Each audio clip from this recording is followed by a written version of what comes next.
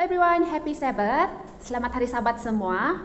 Oke, terima kasih atas kesempatan hari ini di mana saya diberi peluang untuk berkhotbah secara online kepada semua sahabat-sahabat Saudara Mara dalam Kristus untuk gereja BM SDA Kluang. So, terima kasih atas kesempatan ini. So, pada hari ini saya akan membawa tajuk khotbah saya yaitu The Liquid of Life. Oke. Ataupun dalam bahasa Melayu dia adalah cecair kehidupan. Oke, so sebelum kita mulakan kita punya khotbah pada hari ini, mari kita semua bersatu di dalam doa dan saya pimpin dalam doa. Tuhan adalah Bapa kami yang bertakhta di dalam kerajaan syurga. Terima kasih Tuhan atas kesempatan yang begitu indah Engkau berikan kepada kami semua pada saat ini. Dan Tuhan, pada saat ini saya hamba-Mu telah dipercayakan ataupun diamanahkan untuk menyampaikan khotbah berkenaan dengan air pada hari ini. Dan pada saat ini saya ingin Engkau menyertai setiap satu mereka yang mendengar, setiap satu mereka yang menonton video ini. Kiranya Engkau berkati mereka agar mereka mendapat sesuatu, mereka boleh belajar sesuatu dan mereka terus dikuatkan di dalam iman mereka dan mereka terus boleh belajar apa yang sepatutnya mereka lakukan dengan air yang ada pada sekarang ini. Tuhan berkati setiap satu kami Tuhan, agar kami juga sentiasa mengingat bahwa Engkau adalah Tuhan yang sentiasa penuh dengan kasih. Terima kasih Tuhan karena Engkau sudah begitu baik memberikan hari Sabat yang begitu indah kepada kami semua Tuhan. Dan pada saat ini kiranya malaikat Engkau beserta dengan kami agar kami tetap fokus, tetap menguduskan hari Sabat-Mu tanpa gangguan roh jahat setan, walaupun kami menjalankan hari Sabat kami di rumah masing-masing disebabkan keadaan semasa yaitu pandemi COVID-19 Tuhan. Ampunkan segala dosa pelanggaran kami Tuhan. Biarlah apa yang saya sampaikan hari ini sesuai dengan kehendak-Mu. Terima kasih Tuhan karena Engkau sudah mendengar menjawab doa ini. Semua ini saya serahkan dalam nama Tuhan Yesus Kristus yang menjadi juru selamat dan penebus kami semua. Amin. Oke, mari kita mulakan khotbah kita pada hari ini yaitu The Liquid of Life ataupun cecair kehidupan. Oke, apa benda itu? Oke.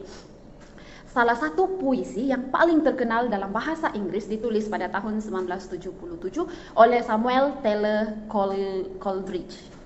Ia disebut The Rime of the Ancient Mariner. Dia punya tajuk, oke? Tapi saya kasih Melayu lah puisi dia. Dan dia menceritakan tentang perjalanan laut yang malang. Oke, maksudnya dia belayarlah di laut. Pada suatu ketika kapal yang hanya digerakkan oleh angin terhenti di laut tanpa angin. Oke? Jadi kalau kapal yang tidak ada engine, tapi bila dia belayar di tengah-tengah laut dan angin tiba-tiba berhenti, dia hanya berharap dengan angin kan. Jadi bila tiba-tiba angin itu berhenti, apa yang terjadi? Kapal itu tidak akan bergerak. Jadi puisi dia adalah berbunyi, hari demi hari, hari demi hari, kami tersekat, tidak bernapas atau bergerak, terbiar seperti kapal yang dicat di atas laut yang dicat, air-air di mana sahaja dan semua papan mengecut tanpa air. Air-air di mana sahaja juga tidak ada minuman tanpa air. Oke? Fikirkan tentang itu. Air di mana sahaja atau setipis minuman. Saya bayangkan itu sangat menyedihkan dan membimbangkan. Dikelilingi oleh lautan yang luas, air jernih, segar dan biru, begitu kaya dan penuh dengan kehidupan yang luar biasa dan indah. Namun bagi manusia untuk meminum air ini, yaitu air masin ataupun air laut, akan seperti meminum racun. Iyalah, siapa juga tahan kan kalau kita disuruh minum air laut. Coba minum air laut. Mesti kita tidak boleh kalau minum secara direct lah, secara terus tanpa ditapiskan. Jadi itulah disekap akan macam kita minum seperti racun, sebab dia akan memudaratkan kesehatan kita. Air laut indah untuk belayar, dilayari, memancing, melukis gambar dan melihat, tetapi ia boleh membawa maut bagi kita untuk minum. Oke? Ia adalah kronik. Planet kita seperti yang kita ketahui, kebanyakannya air. Masa masa kita anak-anak kecil, sejak kita kecil lagi, bahwa permukaan bumi ini ditutupi lebih banyak air daripada darat, kan? Jadi sekiranya Anda melihat foto satelit bumi dari angkasa, Anda dapat melihat sendiri bahwa iya benar, 71% permukaan bumi yang mengejutkan adalah air laut. Air garam 71% di bumi kita ini. Dan sementara air ini dipenuhi dengan ikan dan ikan paus dan karang dan pelbagai lagi hidupan laut yang lain yang berkembang di dalam air laut itu, bagi kita sebagai manusia minum air itu hanyalah kematian. Yalah, kalau kita minum air laut kan mati sejak kita kalau minum air laut. Oke, next. Sebenarnya dari semua air di bumi hanya 0,37% yang boleh diminum. Banyak kan sedikit? 1% pun tidak sampai. Ya, hanya 0,37% dalam keadaan semula jadi boleh diminum. Oleh itu, air benar-benar merupakan sesuatu elemen yang begitu berharga dan menjadi rebutan orang kan. Terutamanya apabila Anda menyadari bahwa air itu sangat penting bagi semua kehidupan di bumi, termasuk kita manusia.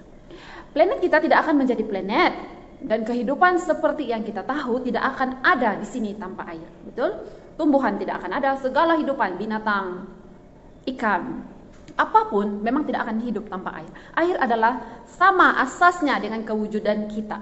Seperti udara juga lah, kalau kita tidak oksigen kita mati, begitu. Oke, next.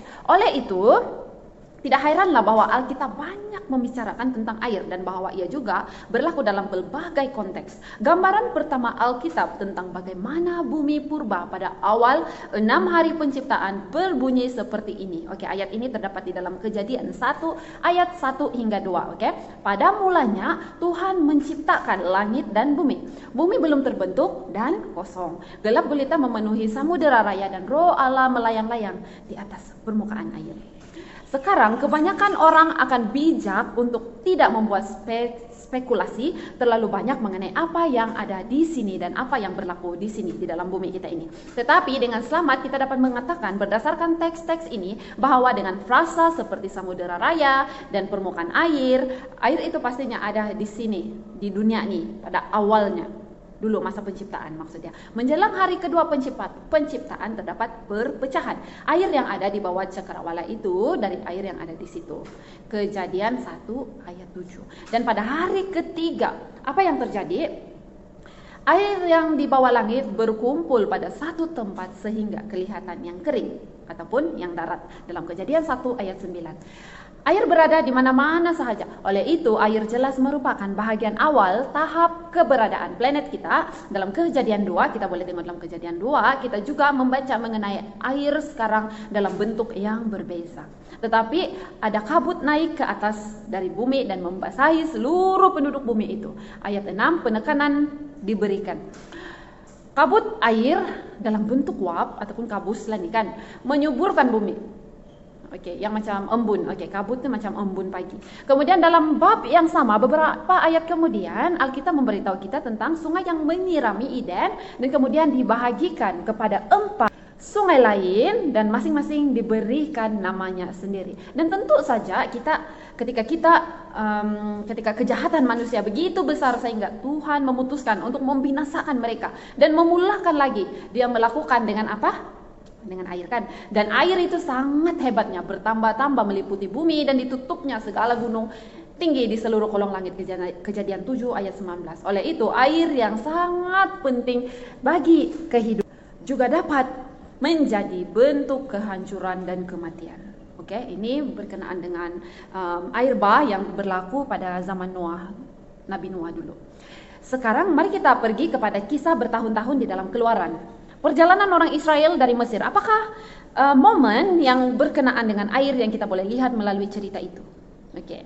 Salah satunya, kalau kamu ingat, ketika Musa membawa orang Israel keluar daripada Mesir kan, apa yang berlaku adalah Musa telah membuat satu mukjizat, maksudnya Tuhan telah memberikan Musa membantu dia untuk memperlihatkan mukjizat yang datangnya dari Tuhan itu kepada orang-orang Israel, di mana dia membuat laut terbelah, okey?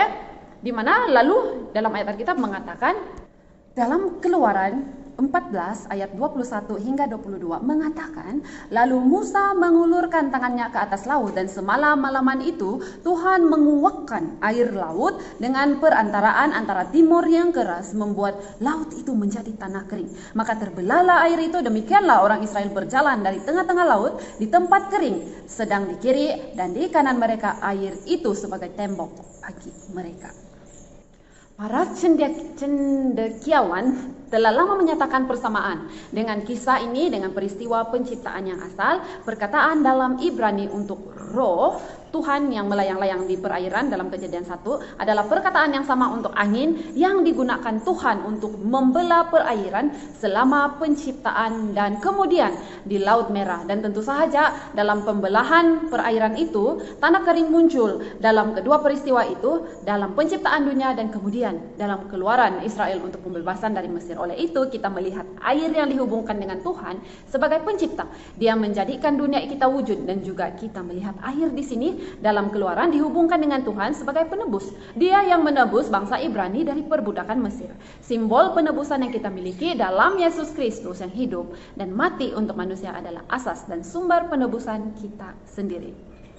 Sekarang mari kita lihat di Perjanjian Baru, di mana kita juga melihat peranan air yang lazim. Salah satu gambaran paling kuat adalah pembaptisan.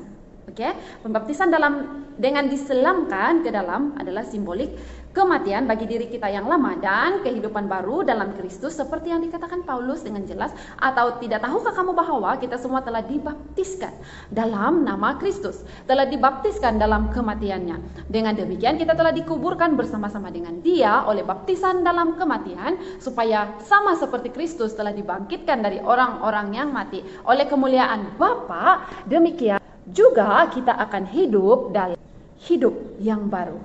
Ayat ini terdapat di dalam Roma 6 ayat 3 hingga 4. Mari kita perhatikan kebahagiaan hidup berkenaan dengan air. Kita tidak boleh wujud sebagai makhluk rohani tanpa terlebih dahulu wujud sebagai makhluk fisikal. Dalam kehidupan fisikal, maksudnya fisikal ini adalah tubuh kita lah kan, sekurang-kurangnya seperti yang kita ketahui di bumi ini tidak akan wujud tanpa air.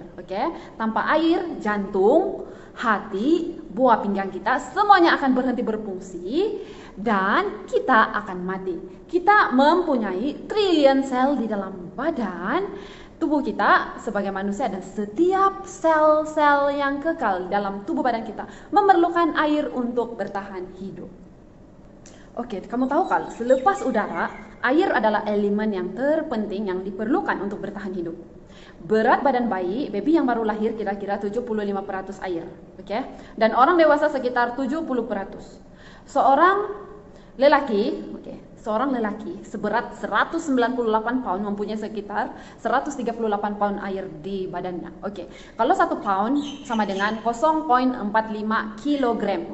Jadi kalau 138 pound maksudnya 62 kilogram. Tapi kalau 198 pound sama dengan 89,1 kilogram. Jadi maksudnya seorang lelaki yang mempunyai berat sebanyak 89,1 kg memerlukan air sebanyak 62 kg di dalam badannya. Banyak kan? Jadi mostly di dalam badan kita ini banyak air. Komponen utama sistem saraf pusat otak kita adalah kira-kira 85% air, darah adalah 83% air, otot sekitar 75% air, dan bahkan tulang sumsum keras yang di belakang kita nih adalah 20 hingga 25% air. Sel dan tisu badan tidak hanya mengandungi air tetapi juga terus dibasahi dengan cairan dan memerlukan air untuk menjalankan fungsinya. Air ataupun cairan kehidupan melakukan begitu banyak fungsi dalam tubuh badan kita. Itu semua kita tahu kan, di mana dia membentuk sistem pengangkutan di dalam badan, pelincir, mengangkut sisa utama melalui buah pinggang, membantu mengekalkan suhu badan kita pada tahap yang betul, dan darah, di mana darah berharga kita terdiri daripada air. Mestilah kan darah kan cecair, jadi maksudnya dalam darah mesti ada air. Karena nyawa makhluk ada di dalam darahnya, dan aku tidak akan memberikan darah itu kepadamu di atas mezbah untuk mengadakan perdamaian bagi nyawamu, karena darah mengadakan perdamaian dengan nyawa. Imamat 17 ayat 11. Kita boleh melihat bahwa darah tidak dapat berfungsi tanpa air. Kita dapat sekalipun lagi melihat betapa pentingnya air untuk kewujudan kita. Air diperlukan di mana saja kita berada. Kira-kira 2/3 air yang diperlukan tubuh kita berasal dari cecair yang diminum ataupun yang masuk di dalam mulut kita. Kira-kira 1/3 dari makanan kita dan sejumlah kecil cecair digabungkan semasa pengambilan makanan ataupun perubahan makanan yang kita ambil. Buah-buahan dan sayur-sayuran umumnya mempunyai kandungan air yang lebih tinggi daripada kumpulan makanan yang lain. So, makan banyak sayur, makan banyak buah sebab banyak air.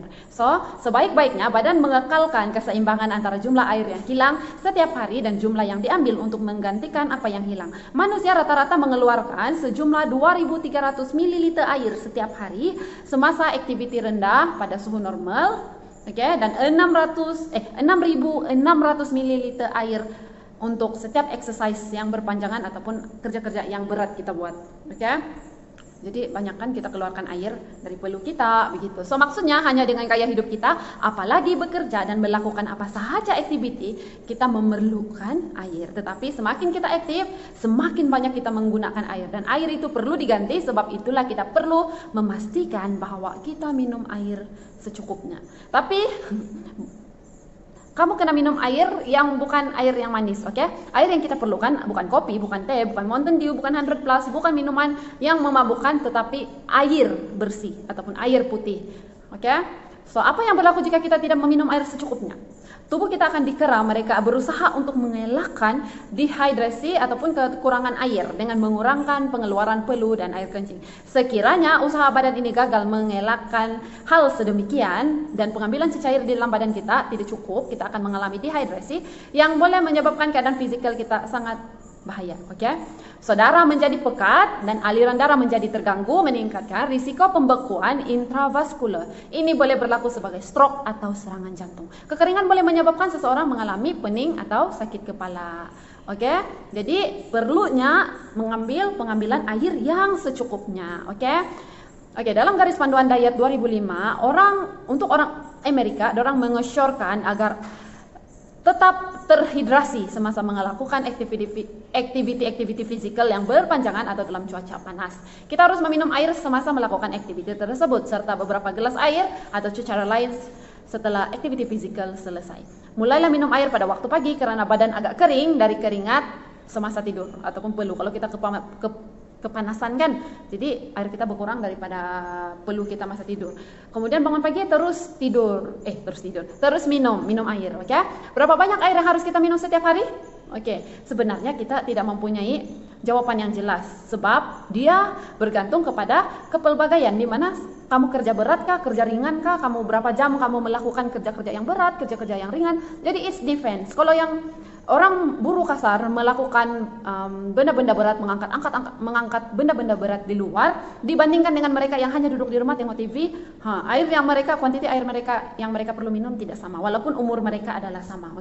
Jadi di sini diberikan anggaran, dikatakan bahwa pengambilan yang mencukupi untuk lelaki adalah kira-kira 3 liter. Ini anggarannya, sekitar 13 cawan air sehari.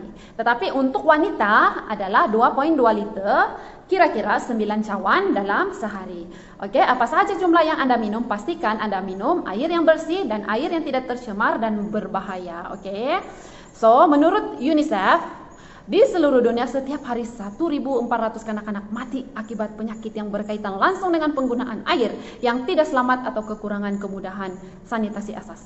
Sekiranya selama itu yang mati setiap hari, dapatkah Anda bayangkan berapa banyak lagi yang akan menderita akibat sikap buruk kita yang suka membazir air, disebabkan air bagi kita mudah untuk diperoleh tetapi tidak untuk orang lain. Ramai orang perlukan air, jadi mari kita berjimat, jangan membazir. Air diperlukan di mana-mana. Kalaulah semua orang menggunakan air dengan baik, tidak membiarkan ia tercemar, dan air itu selamat untuk diminum. Cara menghargai air yang lain ialah menjaga kebersihan sumber air kita seperti sungai, mata air, dan banyak lagi. Tidak membuang sampah dan bahan buangan lain yang menyebabkan pencemaran air.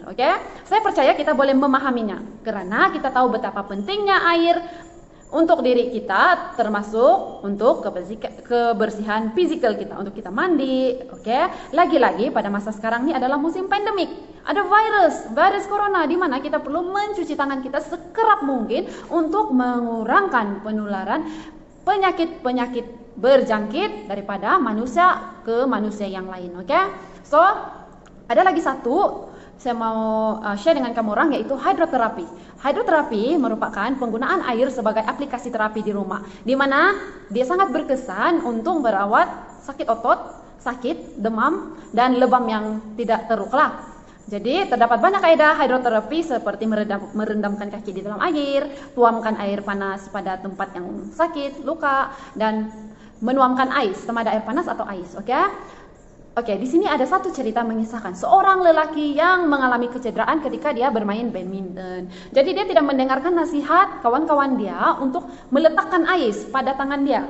Jadi keesokan harinya apa yang berlaku? Lebam di sekitar siku dia telah membengkak sehingga dia segera pergi berjumpa dengan dokter. Tapi bila dia pergi jumpa dokter, apa dokter cakap? Balik ke rumah dan letak ais. Kan sudah tidak pandai dengar cakap. Jadi akhirnya jalan penyelesaian dia hanya air ataupun air yang telah dibekukan, dan dia terpaksa membayar consultation dari dokter untuk cakap-cakap saja, untuk bagi dia nasihat untuk balik rumah letak air 100 USD, kan sudah rugi kan. Oke. So next, sesungguhnya air adalah sumber yang berharga dan sangat diperlukan karena air digunakan untuk banyak perkara. Oke. So di sini ada satu info lagi di mana makan makanan vegetarian membantu menjimatkan air karena makanan berasaskan tumbuhan yang dimakan hanya memerlukan sedikit air untuk dihasilkan. Ya betul, sekiranya seluruh dunia menjadi vegetarian, banyak masalah kekurangan air akan diselesaikan. Jadi marilah kita semua berusaha untuk vegetarian. Oke. Itulah sebabnya mengapa kita menemukan melalui Alkitab terdapat satu tempat khususnya di mana kita dapat melihat betapa pentingnya perumpamaan air ini di mana 2000 tahun yang lalu Yesus Kristus bertemu dengan seorang wanita di Samaria yang datang pergi ke perigi. Wanita itu pergi di perigi, lepas itu dia mengambil air.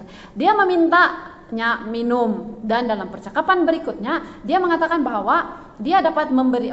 Tuhan suruh dia minum, dan lepas wanita itu sudah minum dari air perigi itu kan, dia mengatakan kepada orang itu yang dia boleh memberikan dia air yang buat dia tidak dahaga selamanya. Sebab kalau kita minum air kita boleh dahaga semula, tapi Tuhan boleh memberikan kita air yang boleh membuatkan kita tidak dahaga lagi.